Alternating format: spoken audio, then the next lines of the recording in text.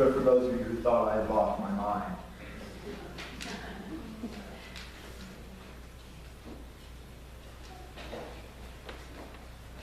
I don't know about you, but Matthew is my favorite account of the gospel. There's something about it that, from the various earliest church memory I have, this spoke to me. And I hope it speaks to you as well today. From the 4th chapter of the Gospel according to Matthew, beginning with the 12th verse. When Jesus got word that John had been arrested, he returned to Galilee. He moved from his hometown, Nazareth, to the lakeside village of Capernaum, nestled at the base of the Zebulun and Naphtali hills. This move completed Isaiah's sermon, land of Zebulun, land of Naphtali, road to the sea over Jordan, Galilee, crossroad for the nation. People sitting out their lives in the dark saw a huge light. Sitting in that dark, dark country of death, they watched the sun come up. This Isaiah prophesied sermon came to life in Galilee the moment Jesus started preaching. He picked up where John left off. Change your life. God's kingdom is here. Walking along the Lake Galilee, Jesus saw two brothers, Simon, later called Peter, and Andrew. They were fishing, throwing their nets into the lake. It was their regular work. Jesus said to them, "Come with me. I'll make a new kind of fisherman out of you. I'll show you how to catch men and women instead of perch and bass."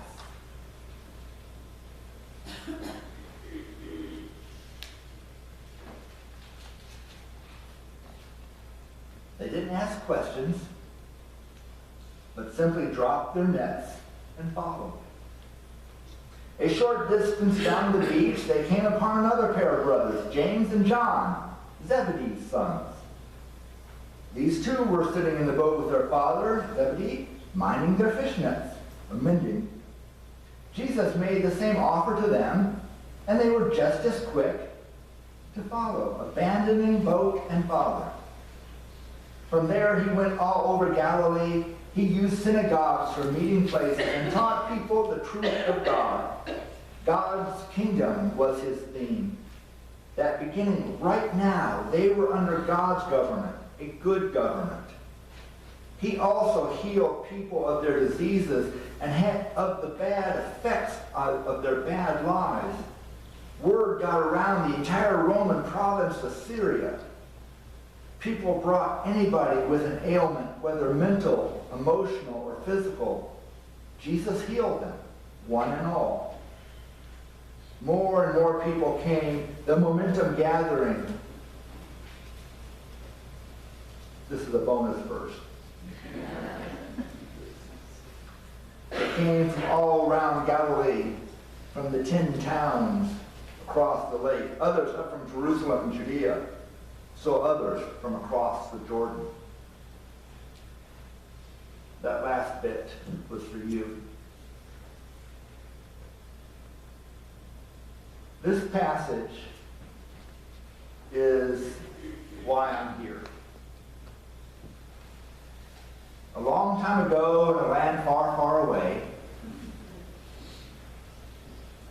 in a place called College Hill, Maryland, home of the University of Maryland.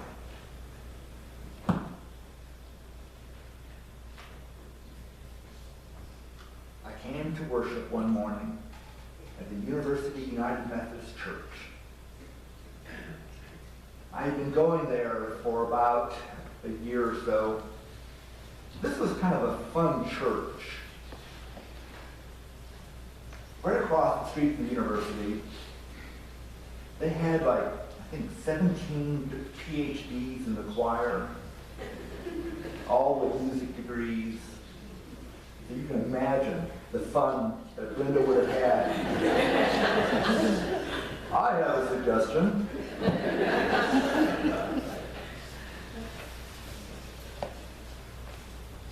typically went to the early service that met in a small chapel, probably about the size of this, so I could sing in the choir the second service.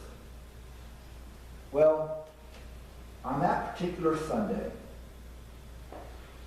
I arrived at church a few minutes late. And those of you who know me know how much I dislike being late.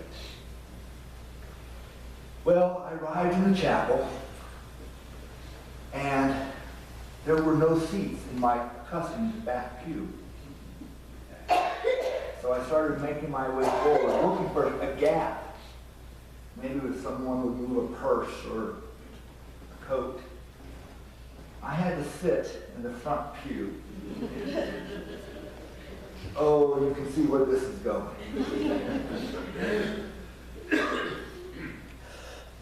Sat down, and during the course of the service, I was painfully aware of the preacher looking at me. The associate pastor. It seemed like every eye movement came in my direction. They assured me later that this was not the case. The sermon began, this exact passage was read, and at the end of the sermon, Dr. Tom Brunkow, senior pastor, said, "Now, if any of you feel called by God to some form of Christian service, doesn't have to be ordained, but just something that God has put on your heart to do, I invite you to come forward to the rail, and Kenda, the associate, and I will lay hands on you and pray with you, and then we'll talk after the service." Well, several people came up. There was a Bob and a Julie and Julie and Judy. And a couple others. Well, I felt this hand in the back of my head kind of pull me out of the seat. I looked around, and there were a couple of people deep in prayer. I felt it again. Taking those 2 steps away from that pew, away from the security and safety of congregation, was the longest journey of my life. For such a long time, I had avoided the prospect of serving God in any capacity. I never saw singing in the choir as Christian service. I never saw us teaching Sunday school as service. But acknowledging that that's what we do when we do church stuff. We're not serving each other. We're serving God. Like most preachers, if they're honest, they'll tell you, I avoided the call like the plague.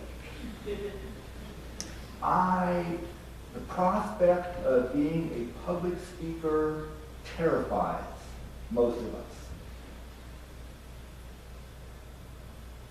If you don't believe me, next Sunday, let me know and you can come up.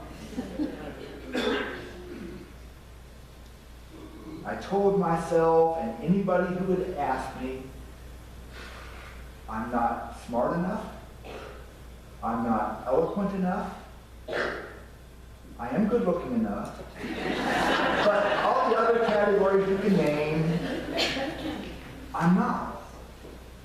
Because I had preachers up on a pedestal so high that, they had to brush the clouds out of their hair. That I might be one of them.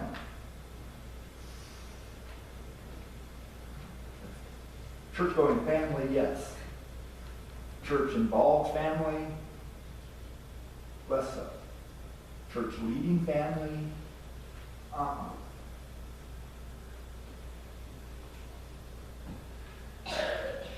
That was my call. I avoided it. I had a bunch of other jobs. I was a person. I wasn't anything special. As one of the prophets says, I was not a prophet or a prophet's son, or a farmer, or a dresser of sycamore trees. I was working in a bank. And if anybody needs religion, they did it. So I thought, surely God had somebody else in mind.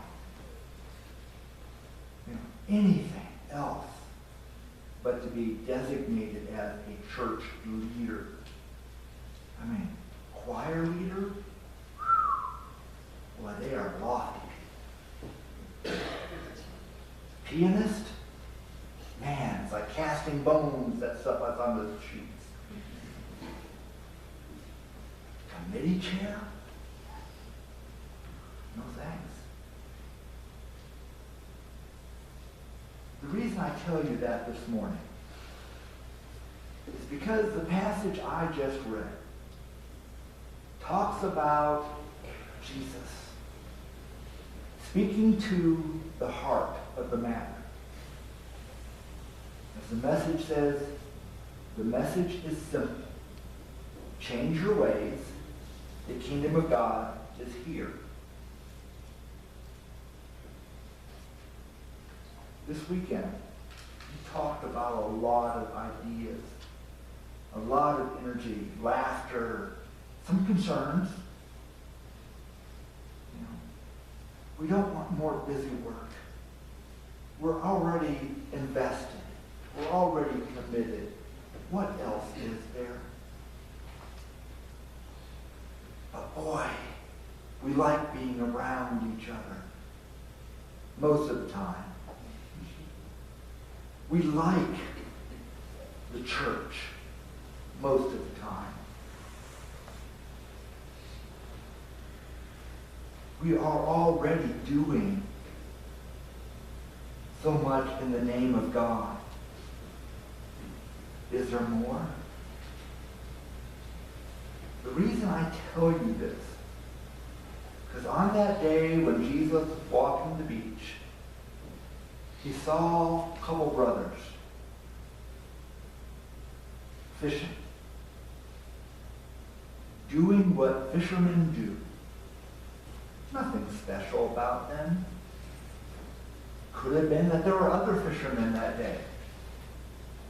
But Jesus spoke to those two in particular and said, "Come, I will make you fishers of men and women." Yes, you're doing what you're supposed to be doing today. But my purpose is a higher purpose. My call is a call that you have been waiting for your entire life. We know that they followed.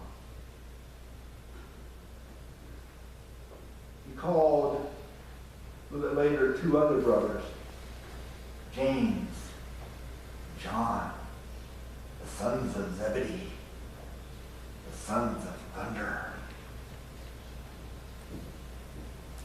And the text, just in case you're not sure what they were doing in a fishing boat, it tells you again, they were fishermen. Doing what they were supposed to be doing that day. Helping their dad with the family business. But once more, the invitation was given. Once more, stop what you're doing, reevaluate your priorities, and in an instant, drop what you're doing and follow me.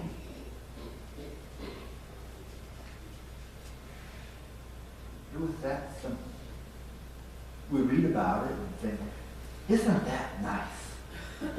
It's a nice church story. It's so nice.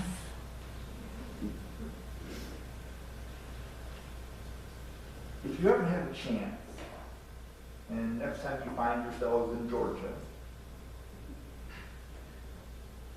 go by Columbus, Georgia, southwest of Atlanta, to Fort Benning, the home of the Army Infantry and Armor Schools. And at the National Infantry Museum, there's this big statue right out front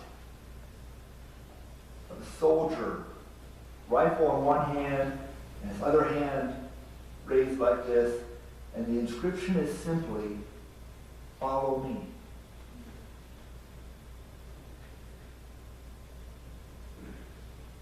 That's what I invite you to do today. To follow. Now, that statue depicts a soldier in the face of danger. This wasn't an invitation to a tea party. This wasn't an invitation to a potluck or to anything safe or comfortable. This was an invitation to danger, to a life-altering experience. We read this story sometimes, and we think that Jesus was inviting these fishermen in the same way that we are invited. As the DS said yesterday, he asked the question, were any of you shot at on your way to church this morning? I mean, and someone did say, well, this is Bitter Valley, so. You know, the invitation to the Christian life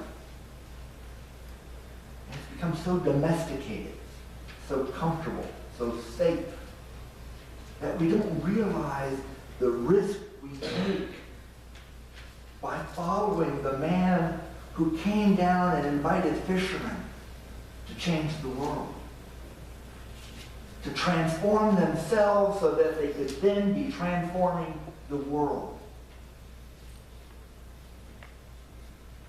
Just as soldiers go into the face of danger, risking life and limb, so too as Christians. We are called to follow him, risking everything. Maybe the only thing you're going to have to risk is your time. Maybe risking your money. Maybe risking standing in front of people and talking. Maybe teaching to one or two people. If your discipleship is risk-free, you're doing it wrong. There is nothing safe or tame or ordinary about the Christian walk. If you ever feel it's time to relax, it's time to kick off my shoes, pick up my remote control, and flip through the chapters of life. Slap yourself in the face, put your shoes on, and head out the door. We talk about the mission field. Yes, there is a mission field in Africa or in Asia or in Timbuktu. And there's also a mission field on this street. And sometimes the people that you shop with and work with and socialize with are the scariest people you'll ever meet. Because it's not about sending a check or filling soda bottles with detergent. It's about